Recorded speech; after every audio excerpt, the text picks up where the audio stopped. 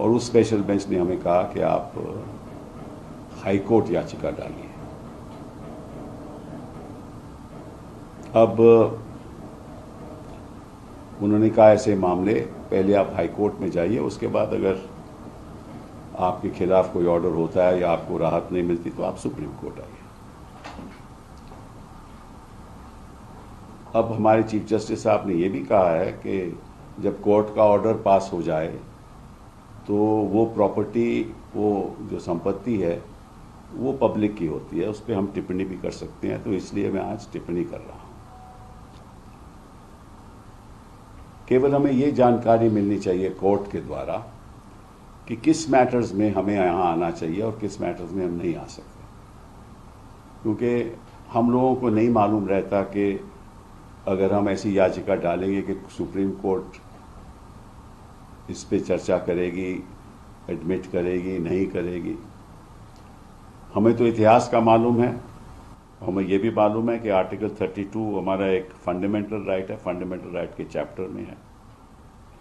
और मैं आज जनता के सामने कुछ बातें रखना चाहता हूं जिससे साफ जाहिर हो जाएगा कि सुप्रीम कोर्ट को कोई ना कोई सिस्टम बनाना चाहिए, कोई पॉलिसी, कोई नीति बनानी चाहिए जिसके आधार पे जनता को मालूम हो कि कब सुप्रीम कोर्ट आए और कब नहीं आए। मैं आपको कुछ उदाहरण देता हूं। अर्नब गोस्वामी के मामले में तुरंत 32 पिटीशन हुई और सुप्रीम कोर्ट ने उसको एडमिट किया और राहत भी दी। बिल्किस याकूब के मामले में भी ऐसा हुआ, विनोद दुआ के मामले में भी ऐसा हुआ। मधुले में, मैं पुरानी बात कर रहा हूं, वर्सेस स्टेट ऑफ महाराष्ट्र, वो कॉन्स्टिट्यूशन बेंच ने सुना। Kerala union of journalists article 32 में आए, उनकी सुनवाई हुई। अमीश देवगन की सुनवाई हुई। Meena versus State of UP, justice Kaul और जस्टिस धूलिया ने सुनवाई की। और सबसे ताज्जुब की बात यह है कि इन्फोर्समेंट डायरेक्टरेट आर्टिकल 32 में आई। अब बताइए, इन्फोर्समेंट डायरेक्टरेट को तो आर्टिकल 32 का राइट है नहीं, वो तो एक मानव अधिकार है जनता का। उन्होंने 32 की पिटीशन फाइल की, वो पेंडिंग है। Enforcement directorate versus State of Kerala एक है और enforcement directorate versus State of Chhattisgarh दूसरी है। स्टेट ऑफ यूपी, आपको मालूम होगा, मुख्तार अंसारी जेल में थे लुधियाना में, पंजाब में। 32 पिटीशन फाइल की गई कि इस शख्स को पंजाब से लेकर यूपी में भेजा जाए। वो 32 पिटीशन थी। नूपुर शर्मा जी की 32 पिटीशन थी। जस्टिस सूर्यकांत संदीप पारदीवाला और जो मुख्तार अंसारी की 32 थी, उसमें जस्टिस अशोक भूषण और सुभाष रेड्डी साहब थे। Mukesh Gupta versus State of Chhattisgarh, transfer of all investigation to CBI, ये 32 में हुई। Qurban Ali versus Union of India, justice Ramana और जस्टिस सूर्यकांत और हीमा कोहली, इन्होंने 32 एडमिट की। और वो जो मुकेश गुप्ता की थी, वो जस्टिस अरुण मिश्रा और रविंदर भट्ट उस समय जज थे। शाहीन अब्दुल्ला, मैं ऐसे आपको सैकड़ों उदाहरण दे सकता हूं। मैं समझता हूं कि हिंदुस्तान के इतिहास में शायद ही ऐसा कोई मौका हुआ हो जब एक सिटिंग मुख्यमंत्री की गिरफ्तारी हुई हो। शायद ही हिंदुस्तान के इतिहास में ऐसा हुआ। और वो मामला भी 32 के लायक नहीं। हाँ, इतना जरूर होता अगर सुप्रीम कोर्ट हमें कहती कि आप अपना केस हमारे सामने रखिए, और केस सुनने के बाद सुप्रीम कोर्ट कह सकती थी कि इस मामले में हम इंटरफियर नहीं करना चाहते, आप हाई कोर्ट जाइए। लेकिन ये कहना कि आप हाई कोर्ट पहले जाइए, कोई सुनवाई ना हो, या तो सुप्रीम कोर्ट हमें बताए कि किन मामलों में हम यहां आ सकते हैं, किन मामलों में नहीं आ सकते। तो अब होगा क्या? उनकी गिरफ्तारी हो गई, रिमांड हो गया, और मैं आपको बताता हूं क्या होने वाला है। इसको कोई ताज्जुब की बात नहीं, हमें तो पहले ही मालूम था कि ये देखिए, ये सरकार चाहती है कि कोई भी विपक्ष का मुख्यमंत्री अपने पद पे नहीं बैठे। अब ये अरविंद केजरीवाल के खिलाफ भी करेंगे।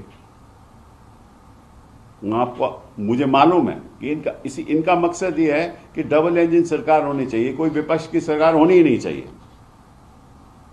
डबल इंजन सरकार का तो मतलब यही है ना कि हमारी सरकार दिल्ली में भी और भाजपा की सरकार वहां भी, ये इनका मकसद है। अब होगा क्या, जब हेमंत जी वहां गिरफ्तारी में होंगे तो 10 केस और इन पे ऊपर थोप दिए जाएंगे, और सब बनावटी केस हैं, ये भी बनावटी केस है। 10 थोप दिए जाएंगे और वो निकलेंगे नहीं, ताकि जब 2024 का इलेक्शन हो तो फायदा भाजपा को। और एक आदिवासी जिसको मैं समझता हूं कि हिंदुस्तान के इतिहास में शायद ही किसी आदिवासी को ऐसा पद मिला हो, उस आदिवासी को आपने गिरफ्तार कर दिया एक फर्जी मामले में। कोई एविडेंस है नहीं, कोई नाम है नहीं, और क्या आरोप क्या है कि 8.5 एकड़ का कोई जमीन है। 2009 में उन्होंने ये जमीन हड़प कर ली, उस जमीन में इनका नामो निशान नहीं है, रेवेन्यू रिकॉर्ड में इनका नामो निशान नहीं है, वो किसी और के कब्जे में है। और बुनियादी जमीन है, वो ट्राइबल लैंड है जो किसी को ट्रांसफर हो ही नहीं सकता। और जो ओरिजिनल ओनर हैं उनको वापस आज के दिन उनके पास लैंड है। और इन्होंने, हेमंत जी ने ये बताया, ईडी को बता चुके हैं कि 2007 के बाद मैंने कोई एक प्रॉपर्टी खरीदी नहीं, कोई संपत्ति ली नहीं। 2007 के बाद मेरे पास कोई संपत्ति है ही नहीं जो मैंने खरीदा हो, कुछ लैंड खरीदा हो, घर खरीदा हो 2007 के बाद। 2009 का मामला है और 2024 में गिरफ्तारी हो रही है। और अगर ये बात भी अगर सुप्रीम कोर्ट नहीं सुनेगा तो हम कहां जाएंगे? हाई कोर्ट में क्या सुनवाई होगी, पहले जवाब आएगा, फिर डेट लगेगी, 15 दिन 20 दिन बीत जाएंगे, फिर बहस होगी, फिर जजमेंट होगी, इस बीच तो 10 केस और हो जाएंगे। क्या हो रहा है हिंदुस्तान में? किस किस्म की राजनीति हो रही है? आप ये तो नहीं ऐलान कर देते कि सब चीफ मिनिस्टर को हम हटाएंगे और सरकार अपनी बनाएंगे। कानून का तो कोई यह मतलब ही है नहीं। और सुप्रीम कोर्ट भी हमें बताए कि कब आप, हमें पहले ही बता दीजिए कि आप करना चाहते हो या नहीं करना चाहते। 3 जज बैठाने का फायदा ही क्या है? अगर आपने सोचा कि इतना अहम मामला है कि एक चीफ मिनिस्टर की गिरफ्तारी हो रही है और 3 जज बैठ रहे हैं, तो फिर या तो नॉर्मल कोर्स में सुप्रीम कोर्ट में जाता, और अगर 3 जज बैठाए तो हमारी थोड़ी सुनवाई तो कर लेते। उसके बाद आप जो मर्जी, जो मैं आपको बता रहा हूं, अगर हम सुप्रीम कोर्ट के जजेस को बताते और ये बात हम रख पाते तो शायद वो हमें राहत दे देते। लेकिन कौन सी नीति है आर्टिकल 32 के अंतर्गत कि हमारी सुनवाई नहीं हो सकती, हमें पहले हाई कोर्ट जाना होगा। इसी कोर्ट ने कई बार आर्टिकल 32 के पिटीशन, और अगर हम नहीं जा सकते, यहां हम नहीं आ सकते, तो एनफोर्समेंट डायरेक्टरेट कैसे 32 में आ सकता है? यह बताइए हमें। तो इसका मतलब यह हुआ कि जहां आप चाहते हो वहां आप एंटरटेन करोगे, जहां नहीं चाहते आप नहीं एंटरटेन करोगे। ये सही नहीं है, कानून के मुताबिक सही नहीं है। सर, आपको ऐसा भेदभाव क्यों लगता है?